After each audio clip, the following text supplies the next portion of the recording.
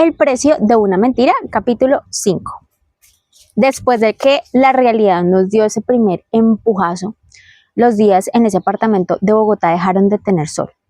Ya no contábamos las horas, sino los minutos de silencio que nos separaban de la próxima exigencia de los captores.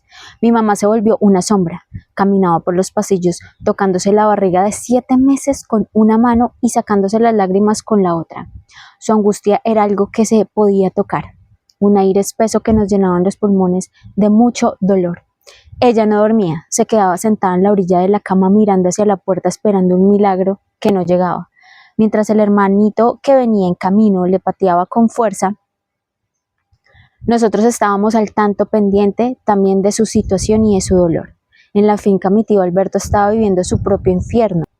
Él era el que ponía la cara ante esos desalmados, el que revisaba las razones de los hombres que bajaban al monte a presionar.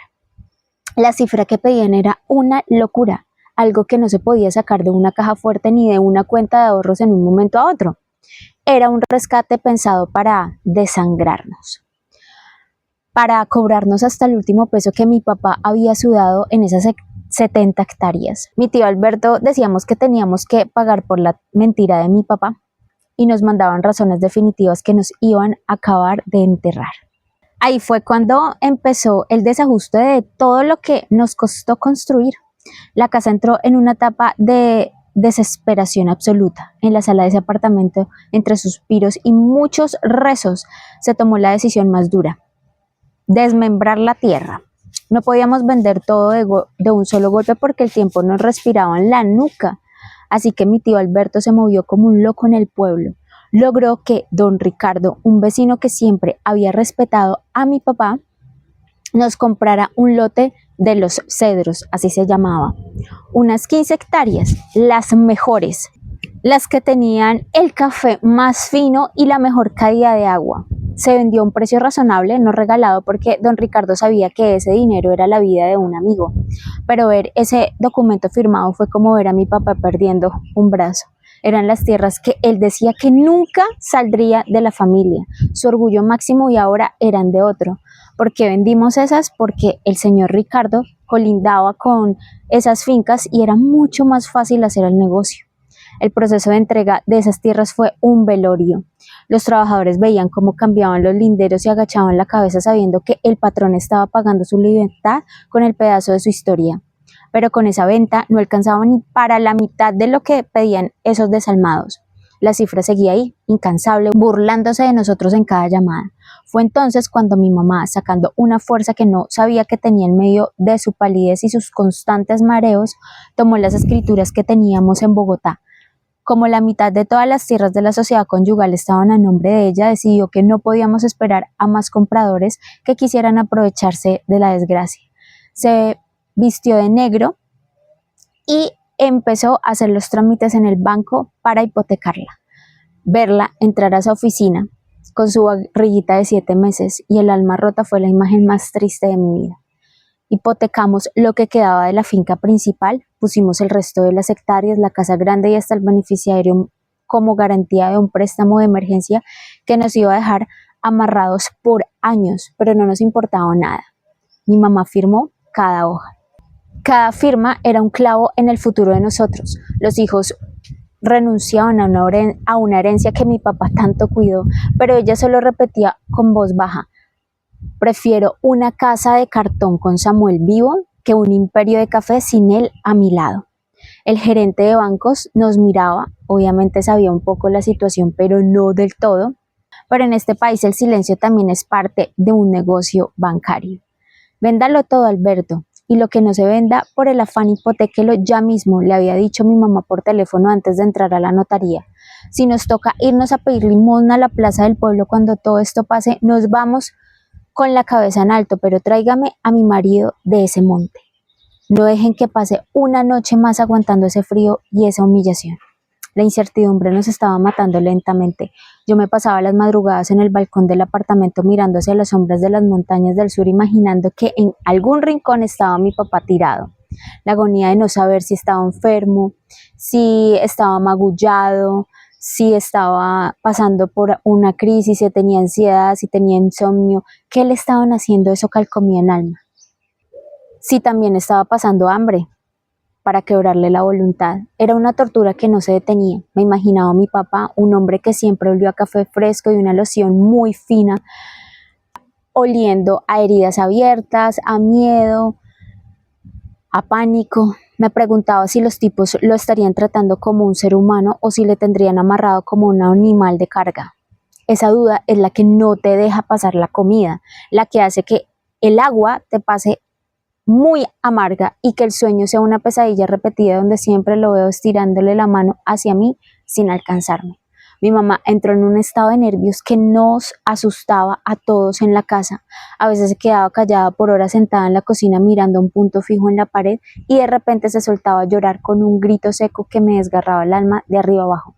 Me tocaba a mí ser la fuerte, la que hacía la comida que nadie probaba, la que bañaba a los niños y les invitaba y les inventaba cuentos de que el papá estaba en un viaje de negocios muy largo por allá en las Europas y que pronto traería los juguetes más grandes del mundo. Sí, mentirles a ellos era como estar haciendo todo mal, pero era lo que tocaba hacer. Yo veía sus caritas de inocencia y pensaba en lo injusto que es este mundo de hombres armados, donde un hombre trabaja 40 años sin descanso para que otros vengan a quitárselo todo en una noche o hasta en un mes. Alberto intentaba negociar con los emisores del monte, rogaba por una prueba de supervivencia, una carta, una foto, lo que fuera. Pero esos tipos no tenían ni una pizca de piedad. Nos mandaban razones cortas y crueles a través de intermediarios que daban miedo. Sigan moviendo los papeles del banco que todavía les falta mucho para cubrir la deuda. El dolor de la familia se volvió una rutina amarga que nos fue secando el corazón. Nos acostumbramos a la tierra, al silencio pesado de la tarde cuando ya no había más trámites que hacer y a la mirada de lástima de los pocos conocidos que sabían lo que nos estaba pasando. La ruptura de la familia era total. Mi papá allá arriba encadenado en su propia mentira por haber querido protegernos de más y nosotros acá abajo vendiendo su vida pedazo a pedazo, hectárea por hectárea, firma tras firma para poder comprarle el derecho de volver a respirar. Lo más duro era ver a mi mamá intentar mantenerse en pie por el bebé. Ella le hablaba a la barriguita por la noche cuando pensaba que ya yo dormía, le decía que el papá iba a volver pronto, que Samuel era un hombre de hierro y que lo iba a cargar apenas naciera para enseñarle a ser un hombre de bien y de trabajo como a los otros hermanitos. Pero cuando creía que nadie la veía, la encontraba derrumbada contra el lavadero del apartamento tapándose la boca con un trapo viejo para que los niños no escucharan su agonía y sus lamentos. Era la imagen viva de la desolación. Yo me sentía impotente atrapada en esa ciudad de cemento y ruidos ajenos donde nadie nos conocía y donde el dolor de un secuestro es solo una estadística fría en el noticiero del mediodía. Llegamos al punto de ofrecer hasta el camión de la finca, los muebles que mi papá compró con la casa grande y hasta las herramientas de los talleres. No nos importaba quedar en blanco. Con las manos vacías estábamos dispuestos a volver a empezar desde cero, con las uñas y desde el barro si era necesario con tal de tenerlo en la mesa. Esa solidaridad del dolor fue lo que nos mantuvo unidos en medio de la tormenta. Mis tíos, mis primos, todos estaban en una sola misión: juntar esa montaña de billetes bañados en lágrimas para dárselos a los que nos habían arrebatado la paz de un plumazo. La finca, esa que mi papá decía siempre que era un tercer hijo, se estaba volviendo en un mapa triste de deudas e hipotecas bancarias que tardaríamos décadas en saldar. Lote por lote, surco por surco, el legado de los Ramírez estaba desapareciendo de la tierra que nos vio nacer y crecer. La tierra se nos metió en los huesos y ya no hubo forma de sacarla. Ya no hablábamos de planes a futuro, ni de ingresos a la universidad, ni de la gran fiesta de fin de año que mi papá siempre organizaba para todos los trabajadores y sus familias. Todo se resumía en una pregunta que nos hacíamos con los ojos cada vez que nos cruzábamos en el pasillo. ¿Será que hoy sí nos dan una razón si está vivo o no? Esa falta de noticias era como estar enterrados vivos en un cajón de madera que se iba quedando sin aire lentamente. Yo miraba las fotos de las fiestas en la finca de cuando éramos felices y no lo sabíamos, y me parecía que había pasado siglos, como si esa vida le pertenecía a otra gente y a otro mundo. El secuestro nos robó el pasado y nos hipotecó el futuro de una forma que tendríamos por mucho tiempo que saldar. Fueron semanas de un desgaste emocional que no se puede describir con palabras comunes. Cada día que pasaba sin que mi papá apareciera por la trocha de entrada era una pequeña muerte lenta para nosotros. Mi mamá empezó a tener complicaciones graves con el embarazo por la presión alta que no bajaba con nada. Y el médico nos decía que tenía que estar en reposo absoluto y tranquilidad o el bebé se vendría antes de tiempo con riesgo para ambos. El médico le decía, tranquila. ¿Cómo le puede pedir tranquilidad a una mujer que tiene el marido encadenado en un árbol viejo en medio de la selva? Bueno, eso pensábamos. Estábamos viviendo en la cuerda floja, viendo cómo el patrimonio se iba por el desagüe de intereses bancarios y cómo la vida de mi papá dependía de la raíz con la que el banco nos soltara el dinero de la hipoteca. Era el precio de la vigilancia, el costo final de la mentira de un padre que solo quiso salvarnos del horror y que terminó pagando con su propia carne. El imperio de la familia Ramírez estaba herido de muerte y nosotros solo podíamos esperar a que el sacrificio de la tierra y del dinero fuera suficiente para traer de vuelta al hombre que lo había sembrado todo con esperanza. Después de que me subieron a esa camioneta a punta de golpes, perdí la noción de lo que era ser un hombre libre. El viaje fue una eternidad de saltos. Era olor a gasolina, olor a aceite y heridas abiertas secándose entre los labios. Me llevaban con los ojos vendados, pero yo sentía en el cuerpo cómo nos íbamos alejando de la civilización, cómo la trocha se volvía más empinada y el aire más ralo, más cargado de esa humedad que se le mete a uno en los pulmones y no lo deja respirar. Fueron horas y horas de camino, subiendo por cordilleras que me conozco estos montes como la palma de mi mano, ni siquiera lograba identificar. Me sentía como un bulto de desecho tirado en el planchón, escuchando cómo las ramas de los guamos golpeaban el metal del carro, cómo los tipos de atrás se reían de mi desgracia mientras fumaban un tabaco que me revolvía el estómago. Yo solo pensaba en la cara de mi mujer y en el magullamiento que me ardía en cada bache, preguntándome en qué momento se me ocurrió que yo podía jugar al ajedrez con el diablo y salir ganando. Cuando finalmente el carro no pudo subir más, me bajaron a empujones. El frío del páramo me pegó en la cara como un latigazo de hielo. Me hicieron caminar por una senda estrecha, tropezando con las raíces y sintiendo el barro frío colándoseme por las botas, empapándome las medias hasta que los pies se me pusieron entumecidos. Yo no veía nada, pero escuchaba el monte cerrándose a mi alrededor, ese zumbido de los insectos que parece que se burlan de uno, el sonido del agua corriendo lejos en la quebrada y el crujido de las hojarascas bajo los pies de mis captores. Me llevaban como a una res al matadero, pero con una diferencia que me daba una náusea amarga. Ellos sabían que yo era la gallina de los huevos de oro. Me trataban como una mezcla de desprecio y cuidado asqueroso.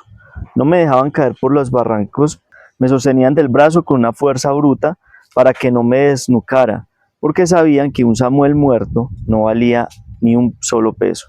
Yo era su seguro de vida, su jubilación en medio de la guerra, y esa era la única razón por la que no me habían pegado un tiro en la nuca apenas me bajaron del camión en medio de la soledad de la noche. Llegamos a lo que sería mi celda por quién sabe cuánto tiempo. Era un lugar miserable, un cambuche de plástico negro, reforzado con costales y palos de madera podrida, escondido en lo más hondo de una cañada donde el sol casi no entraba ni al mediodía.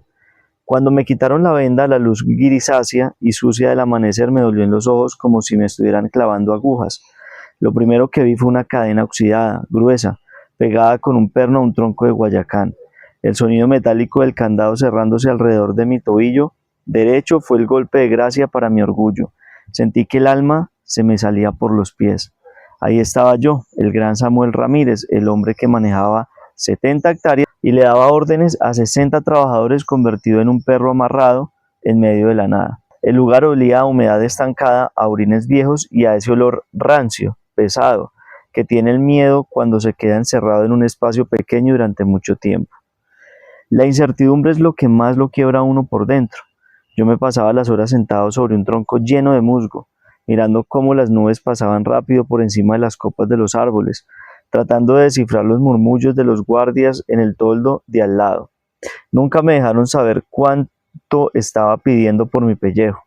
Cada vez que el comandante o alguno de los cabecillas llegaba a hablar de plata, se alejaban a un rincón de la cañada donde el ruido del río bajando con fuerza tapaba sus voces. Yo solo veía sus gestos desde la distancia, sus manos moviéndose con avaricia, como si estuvieran vendiendo una mula vieja en la feria del pueblo, y sentía una rabia sorda que me quemaba las tripas.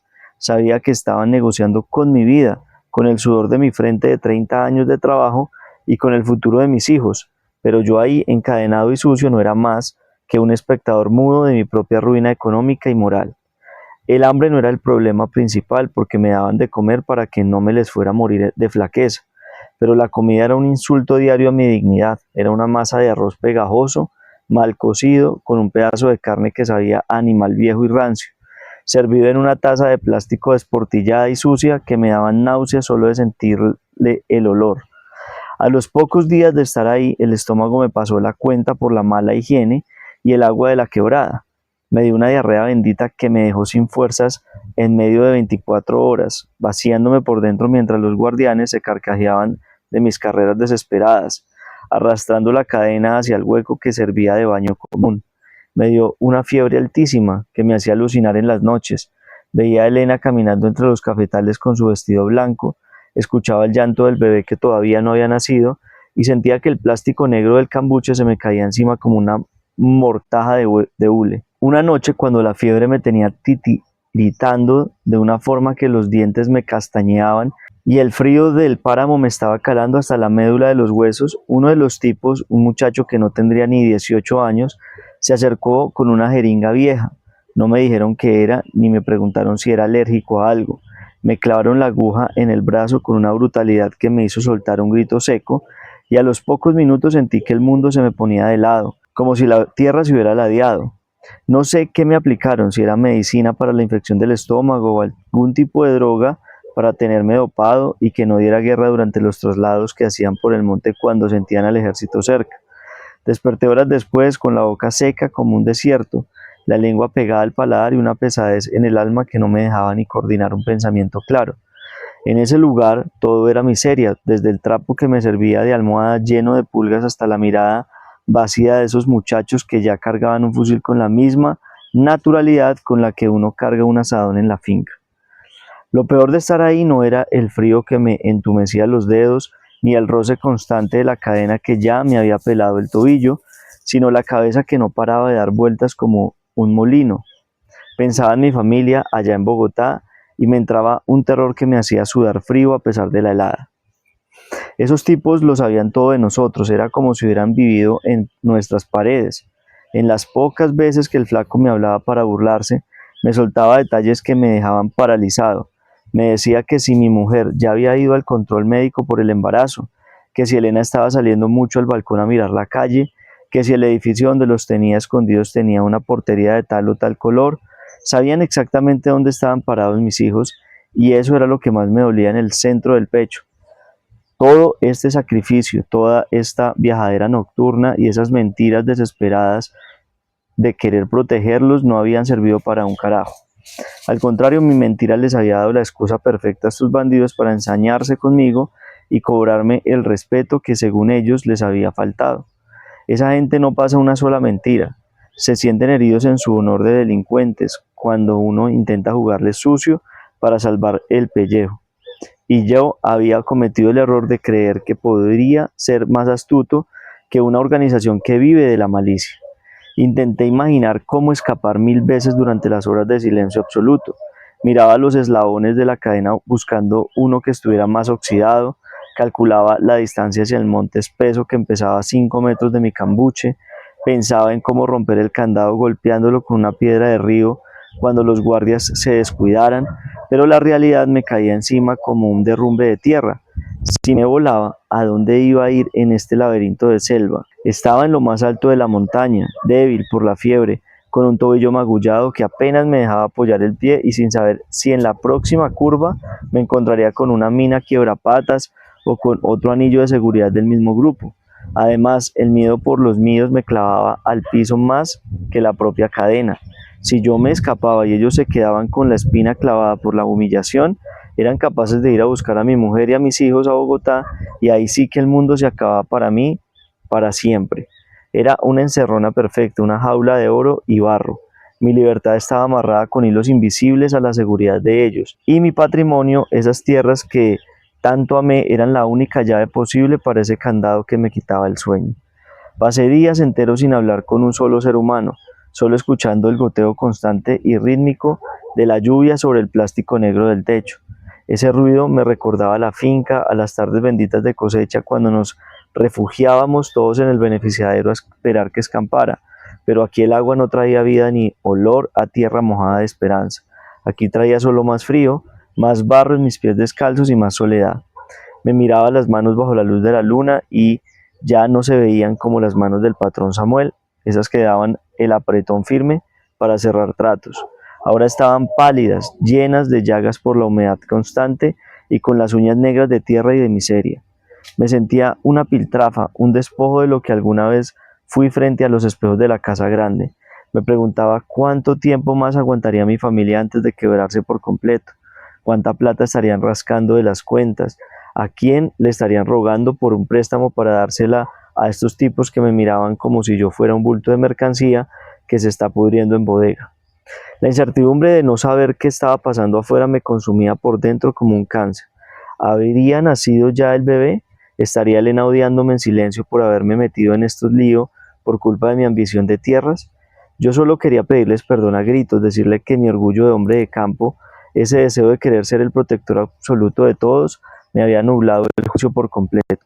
Estar ahí encadenado me enseñó a las patadas que la tierra no vale nada, que 70 hectáreas son solo monte y rastrojo si no se tiene la paz y la familia para caminarlas sin mirar atrás. Mis tierras, que antes eran mi mayor orgullo, se sentían ahora como una carga de plomo que me estaba hundiendo en el fango de esa cañada perdida. Todo por querer proteger a los míos de una realidad que nos terminó alcanzando a todos con la fuerza de un rayo. La crueldad de ese lugar no estaba solo en los culetazos de fusil o en la comida rancia que me daban, sino en la forma sistemática en que te iban quitando la dignidad minuto a minuto, recordándote que ya no eres un ser humano con derechos, sino una simple cifra, un número de una negociación que se hacía a tus espaldas, mientras el frío de la montaña te iba secando el corazón y te iba borrando la cara hasta dejarte convertido en nada. Me quedaba mirando la cadena y entendía que el hierro no era lo que me sujetaba, sino el amor por los míos y el peso de mis propios errores, esperando que el precio que ellos estaban pagando allá abajo fuera suficiente para comprarme el derecho de volver a ver el sol sin sentir vergüenza. El mundo se nos vino encima de una forma que ni el peor de nuestros enemigos pudo haber dibujado jamás. Estábamos en medio de un caos absoluto de papeles, de escrituras notariales que pasaban de mano en mano y de llamadas incesantes a los bancos cuando el cuerpo de mi mamá simplemente dijo que no podía más con tanto peso. La presión del secuestro, el saber que mi papá estaba allá arriba encadenado por una mentira que ella misma ayudó a sostener para protegernos, terminó por reventarle la salud de un solo golpe. Eran las 3 de la mañana en ese apartamento frío y ajeno de Bogotá cuando escuché su primer grito, un quejido seco y profundo que no venía solo del dolor físico del parto, sino de la pura desesperación de saber que su hijo iba a nacer en momentos más oscuros de nuestras vidas. Rompió fuente 2 meses antes de tiempo y la cama se llenó de un agua clara que parecía mezcla con nuestra propia desgracia. La llevamos a la clínica en una carrera frenética contra el reloj, esquivando semáforos en rojo y rogando. Ay, madre mía, espérate. ¿Dónde voy? Y rogando al cielo con, no te muevas tanto porque es que como yo corto y tú te ves así, después así, después así. Y rogando al cielo con mi mamá apretándome la mano con fuerza, que me dejó los dedos morados mientras ella solo repetía el nombre de mi papá entre dientes, como si invocarlo fuera la única forma de mantener al bebé con vida. Entrar a esa clínica de urgencias fue como cruzar el umbral de otra dimensión de la tortura humana. Mientras los médicos y las enfermeras corrían por los pasillos para llevarle de inmediato a la sala de cirugía para una cesárea de emergencia, yo me quedé sola en la sala de espera, apretando el teléfono contra mi oreja, rogando a Dios que no fuera en ese preciso instante cuando los del monte decidieran llamar para dar las instrucciones. Era una ironía cruel y muy, muy dolorosa. En un piso del hospital estaban intentando salvar la vida de un bebé que nacía prematuro, frágil como un cristal, y en el otro extremo del país, en las montañas del Tolima, mi tío Alberto estaba intentando salvar la vida de ese bebé, negociando con hombres que habían olvidado lo que era la piedad hace mucho tiempo. La bebé nació pesando casi nada, una cosita diminuta y moradita como rosadita que cabía entera en la palma de una mano, rodeada de cables, mangueras y metida en una incubadora de vidrio que pitaba de forma aterradora cada vez que su corazoncito fallaba por un segundo. Mi mamá, pálida como un fantasma y con los labios resecos, en lugar de descansar de la cirugía, se pasaba las horas llorando en silencio, conectaba monitores de presión que no dejaban de dar alarmas, preguntando cada 5 minutos si el tío Alberto ya había recibido la prueba de supervivencia que nos habían prometido. Llevábamos casi un mes sumergidos en este calvario de hospitales y extorsiones cuando finalmente les dieron la salida a la clínica, pero el regreso a casa no trajo paz. Mi mamá tuvo que convertirse en lo que llaman mamá canguro, llevando al bebé amarradita a su pecho desnudo día y noche para darle el calor humano que la incubadora ya no podía. Pero ese calor iba cargado de una angustia eléctrica que se sentía en cada rincón de la sala. La bebé lloraba como un hilo de voz casi impermisible y mi mamá le cantaba bajito canciones de la finca, de esas que mi papá silbaba con alegría cuando volvía de la molienda los sábados por la tarde, pero se le quebraba la voz a mitad de camino y terminaba ahogándose en llanto. Estábamos intentando mitigar el dolor de la ausencia, moviéndonos como locos entre abogados y prestamistas para que le volvieran rápido, pero esos tipos del monte jugaban con nosotros como al gato y al ratón. Evidentemente nunca avisamos a la policía porque eso fue lo primero que nos dijeron. Nada de policía, nada de ejército, o si no, nunca ustedes vuelven a ver a Samuel. Llamaban casi 10 días solo para recordarnos con una voz muy fuerte que el tiempo se estaba acabando y que la plata no llegaba completa a sus manos. Nosotros les suplicábamos por el altavoz, les decíamos que la mamá estaba recién operada, que la bebé estaba entre la vida y la muerte luchando por cada aliento, pero a esos criminales solo les interesaban los ceros a la derecha en la cuenta del rescate. Por el amor de Dios, dennos una prueba que Samuel sigue vivo, que respira, gritaba el tío Alberto por el teléfono desde la oficina de la finca con una desesperación que se le salía por los poros y le ponía una cara roja. No vamos a soltar un peso más de lo que ya hemos conseguido si no escuchamos su voz hoy mismo. Finalmente, después de semanas de ruegos y de humillaciones ante los intermediarios, nos dieron la prueba de supervivencia. Fue un audio corto enviado por una aplicación de apenas 10 segundos, donde la voz de mi papá sonaba como si viniera de lo más hondo de una tumba. Estaba ronco, hablaba con una lentitud que le daba miedo, decía que nos quería mucho y que por favor hiciéramos todo lo que ellos pedían sin refutar. Escuchar ese audio en la sala de la casa de Bogotá con la bebé recién nacida durmiendo en sueño frágil en el pecho de mi mamá fue como si nos volvieran a clavar otro cuchillo en la misma herida. No era el papá Ramírez que conocíamos, el hombre fuerte de 70 hectáreas, era el resto de ser humano que se estaba marchitando como una hoja seca en la humedad del monte. Fue ahí cuando los tipos fijaron los límites definitivos de la entrega. Nos dieron 20 días exactos para tener el resto de la plata en efectivo, billete sobre billete, en un punto ciego que ellos fijaron a última hora en las afueras del pueblo, en una trocha que nadie transitaba. La orden fue tajante y no admitía réplicas. Nada de policías, volvían a decirnos, nada de movimientos raros en el pueblo, nada de helicópteros sobrevolando la zona. Si veían una sola sombra que les oliera a ley o a traición, mi papá no bajaba nunca y su cuerpo se quedaría abandonado en la selva y nunca lo volveríamos a ver. Mi tío Alberto tenía que ser el único encargado de llevar la plata, solo manejando la camioneta vieja en la finca para no levantar sospechas, sin escoltas, sin armas y sin miedo. Esos 20 días que siguieron a la llamada fueron los más terribles y degradantes que hemos vivido como familia. El apartamento en Bogotá se volvió un centro de operaciones de la miseria humana. Mi tío Alberto iba y venía de la finca hacia la capital, reuniéndose a escondidas con don Ricardo para cerrar la venta apresurada de los mejores lotes de café, esos que mi papá había jurado que moriría con él. Firmamos hipotecas en bancos que sabían de nuestra urgencia, nos cobraron intereses de usura que daban asco. A mi otro tío se quedó enfrente de las tierras tratando de que la cosecha de este año no se perdiera del todo por el descuido, pero era una tarea imposible y triste. Los trabajadores tenían un miedo que se olía.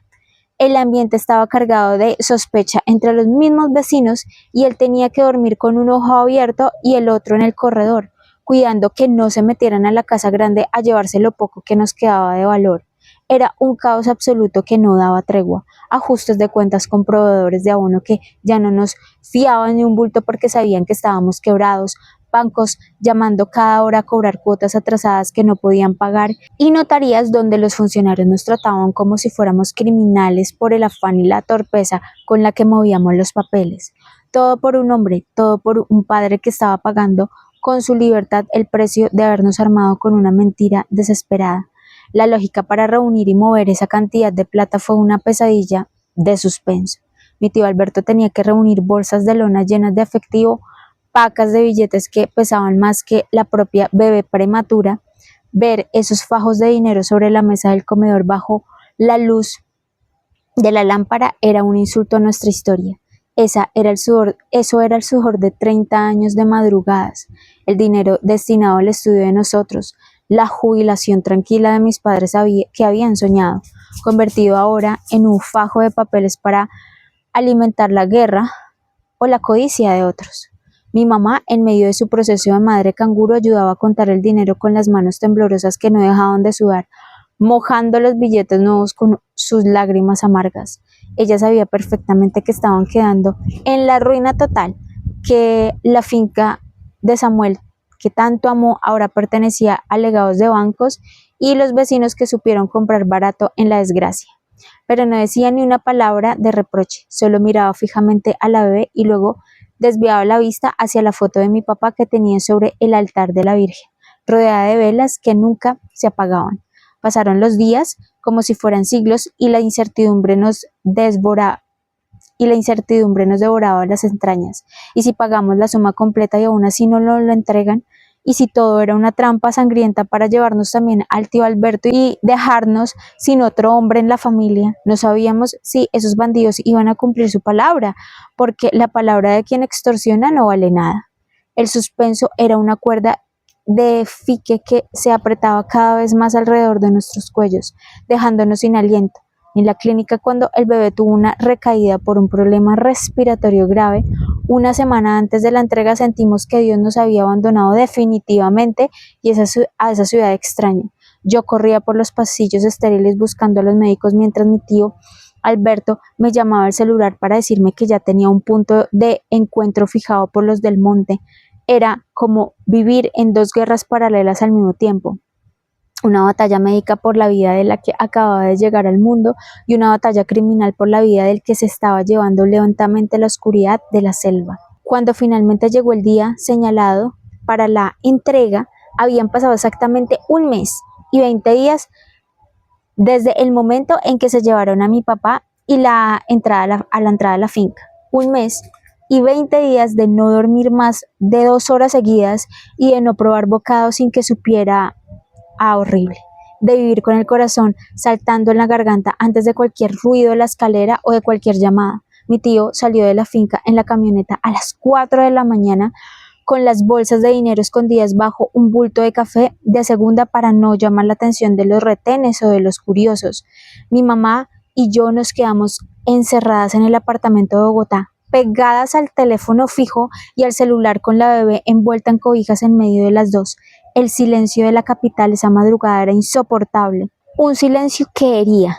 Cada vez que pasaba una moto rugiendo por la calle de abajo, saltábamos del sofá pensando que era ellos viniendo por nosotras. Mi tío Alberto tenía que llegar a un punto muerto en la vía hacia la montaña alta, un cruce de caminos polvorientos donde no hay nada más que rastrojo, niebla y el olvido de las autoridades. Ahí, en ese vacío, le darían por radio las coordenadas finales para el intercambio. El suspenso de esas horas de espera fue un veneno que nos corría por la sangre. Imaginábamos a mi tío Alberto solo en esa trocha oscura, rodeada de tipos armados hasta los dientes que podían hacer con él lo que quisieran sin que nadie se enterara.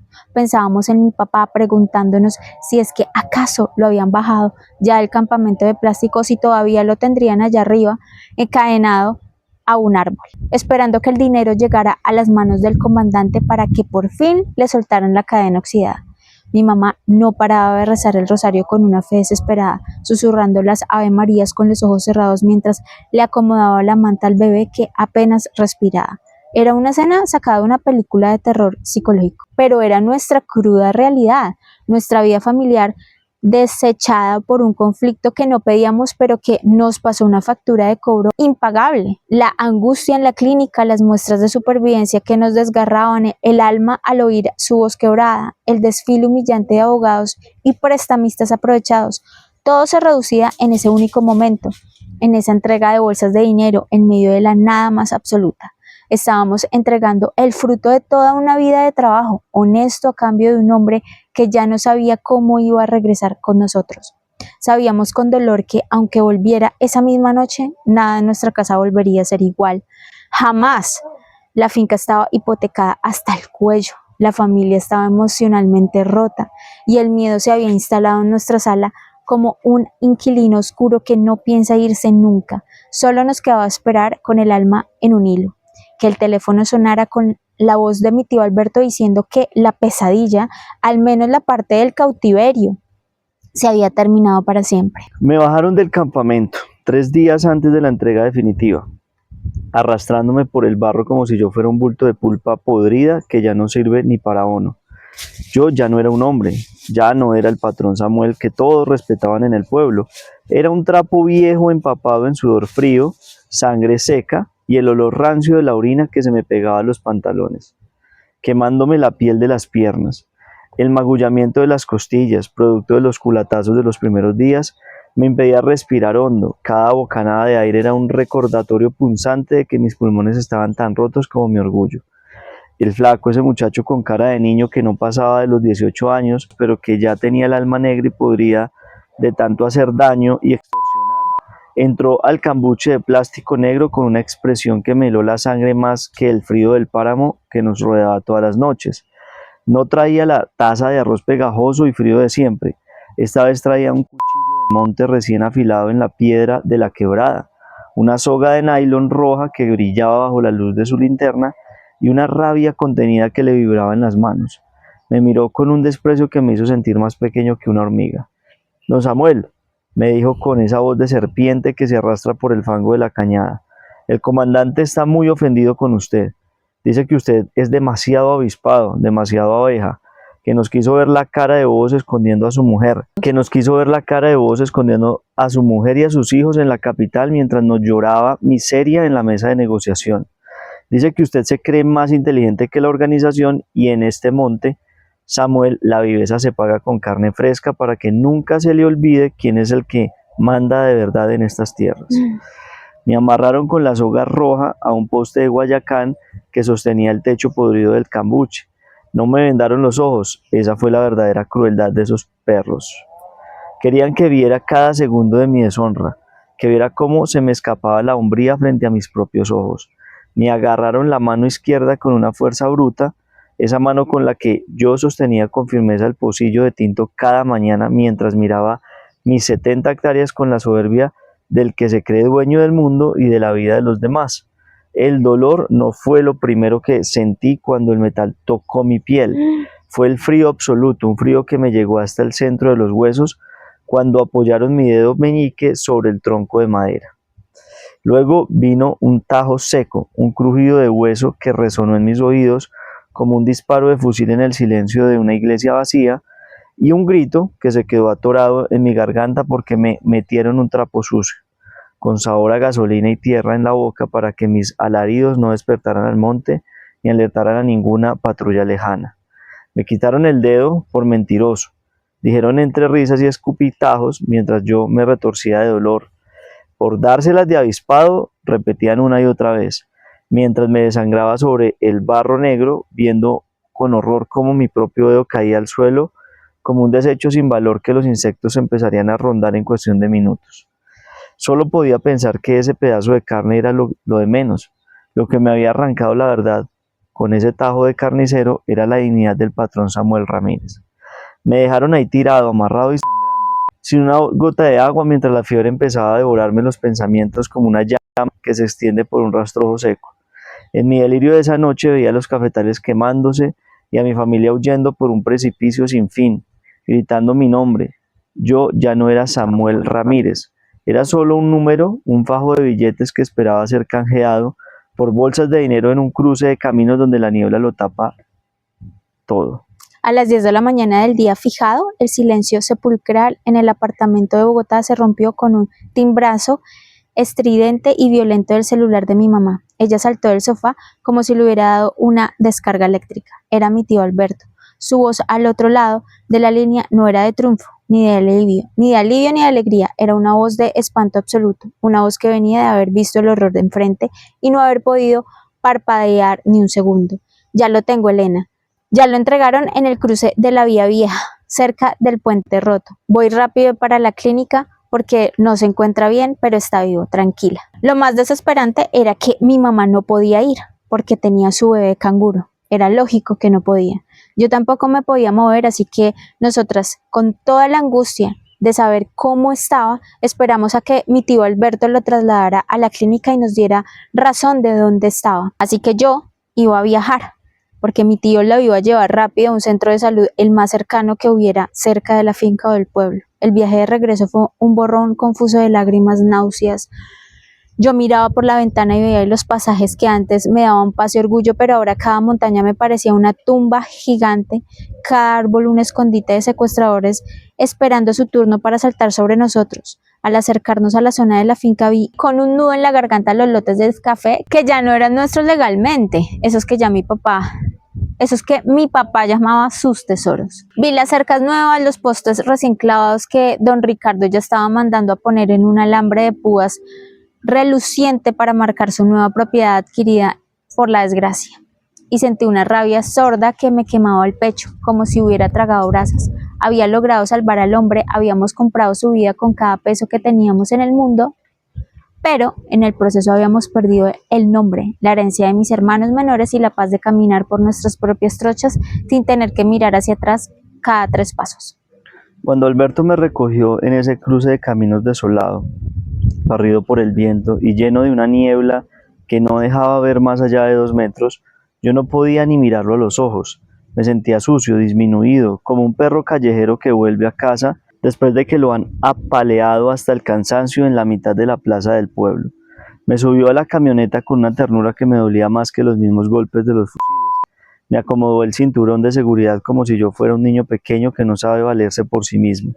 Yo llevaba la mano izquierda envuelta en un trapo que antes fue una de mis camisas blancas de marca, de esas que usaba para ir a la capital, ahora convertido en un harapo negro de mugre, pus y sangre seca que olía a muerte y a olvido.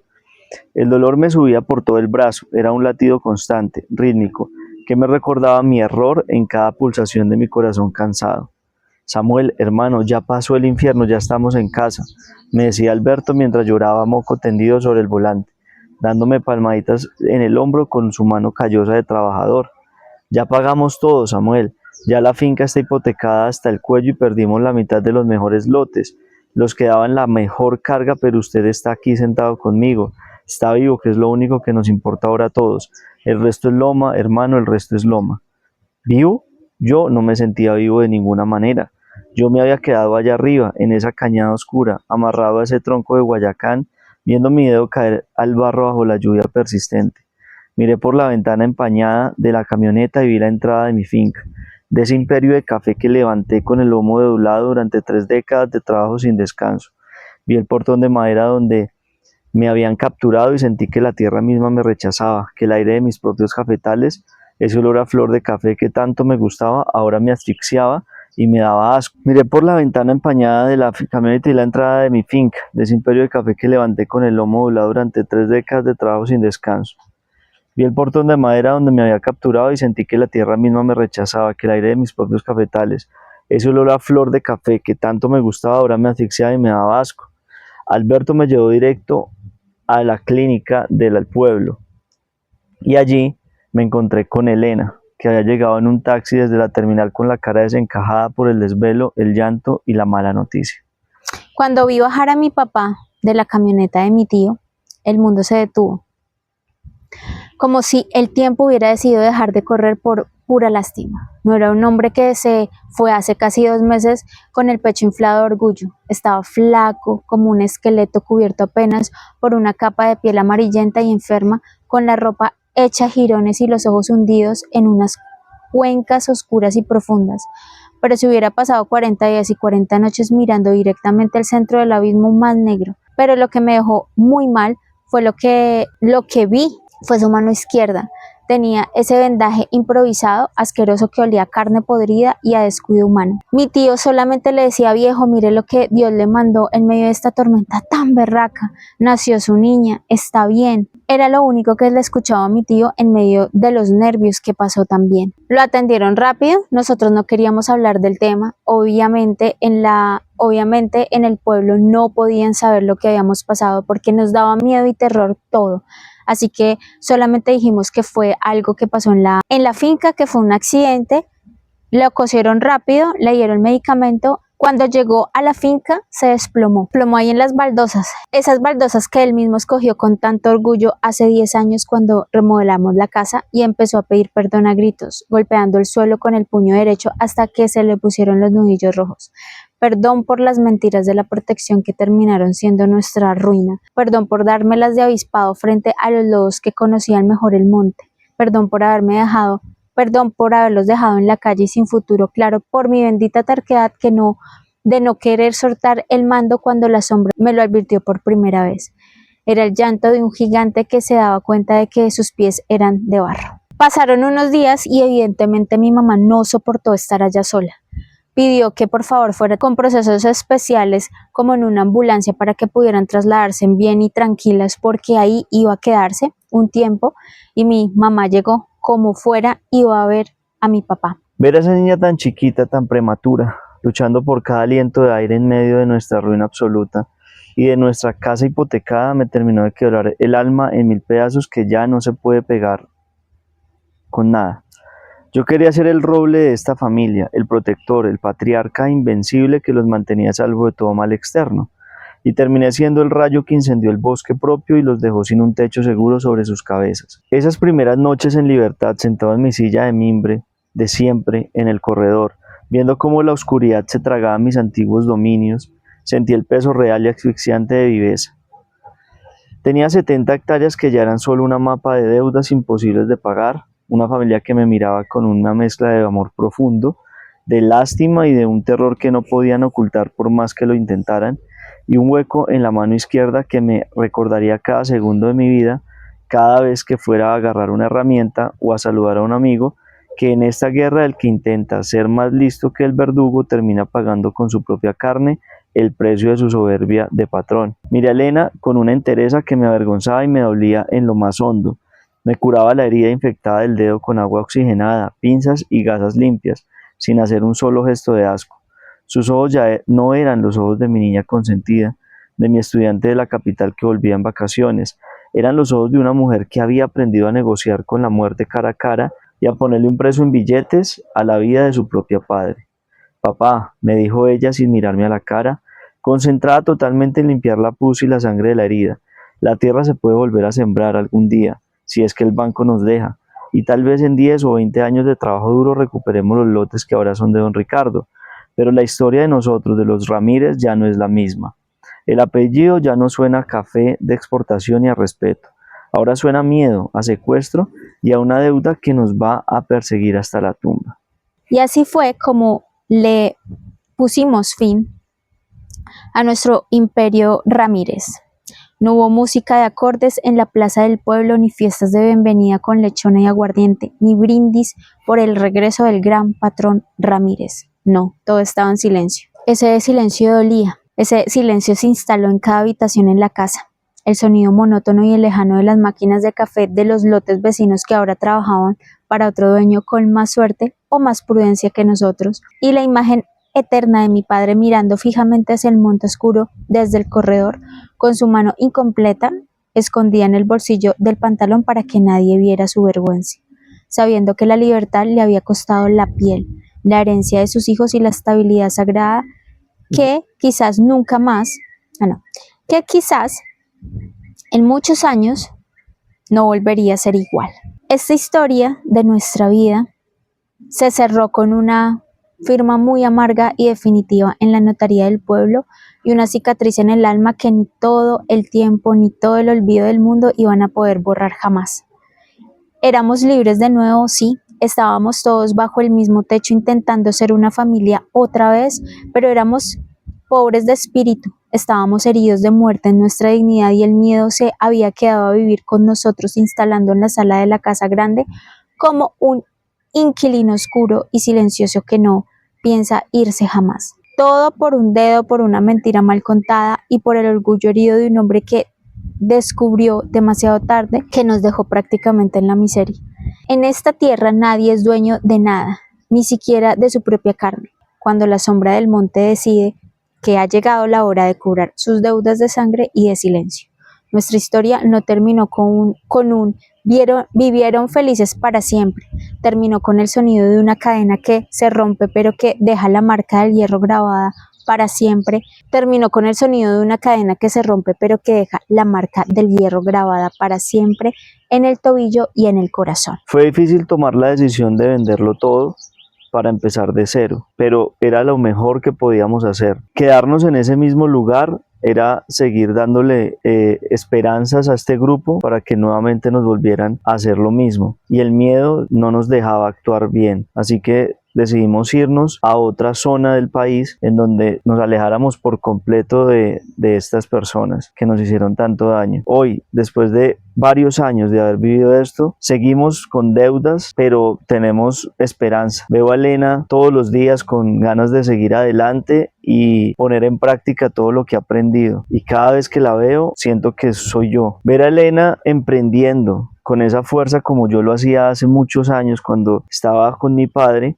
es lo que me da moral y es lo que me da energía para seguir adelante. Espero que todo lo que hemos vivido haya sido aprendido por todos. Al final, lo más bonito de todo lo que hemos vivido es que pudimos en familia, sin separarnos, salir adelante e intentarlo de nuevo. Y acá estamos nuevamente pagando nuestras deudas por las malas acciones que pudimos haber cometido en el pasado, pero con la esperanza de que tener un mejor futuro. Bueno, acá terminó esta miniserie El precio de una mentira. Y qué mentira, ¿no? O sea, pues uno normalmente dice, bueno, pues es que no fue una mentira, o sea, él trató de cubrir a su familia y todo eso, pero ellos pensaron que, mejor dicho, de pronto él se iba a volar, él no iba a hacer, bueno, no sé, esa gente era como Pues es que la bien desconfianza, tocadita, es sí, la desconfianza, o sea, es que uno está tratando con personas legales. legales, está tratando con Sí. personas que pues obviamente están por fuera de la ley, hacen trampa,